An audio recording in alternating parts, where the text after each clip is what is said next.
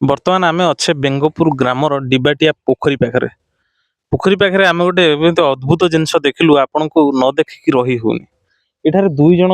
छुआ जे कि प्राय सा बालक अटंती पोखरी हुड़ा कड़े बसिकी माछ धरुचंती। ए पोखर गभीर प्राय 7-8 पुरुष हम गोटे मनीष माने 5-6 फुट हाइट मनीष 7-8 जन तापर पड़े किंतु से छुआर एते भय नाही टिके भी देखो हसुची से चाहिए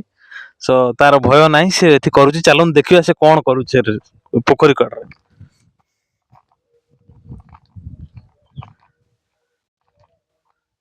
से पिला देखि पारथुए जूम करंतु से पिला जार ना गुड्डू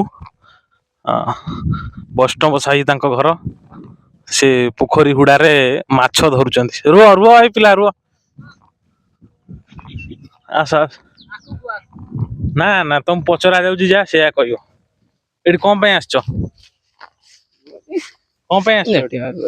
कार कहि दे मु छाड़ दोछ माछ धरिए कोन माछ माने केते बड़ माछ छुआ माछ ना बड़ माछ छुआ कोन करिवो सेटा रखी सेटा जगनाका कोन करिवे तको नै ई नई रे पके जियळ देखंतु से जो जगनाका ना कहले से देखंतु से व्यक्ति जन को आपन टिके सुचेई देबे से छोटो छुआ किंतु पोखरी कोले विपद संपन्न अवस्था रे छाडु जंदी माछ धरिया को हैला दया करी आ ऊपर इन्वेस्टिगेशन करा जाऊ हैला दया करी जगन जे कि तांको ना कोन फुल ना कोन जगन पिला सुन तम घर कुडी पो हमर घर अरिले कुडी अरिले का घर को आछो तम तांकर कोन हबो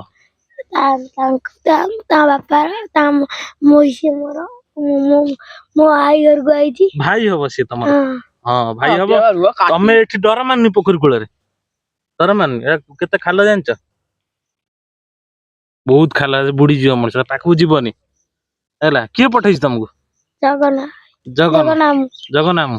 ओ ठीक अछि हो वीडियो बंद करंते छुआ को किछ कहबा आवश्यकता नै ता जण बड़ लोक पठै जंदी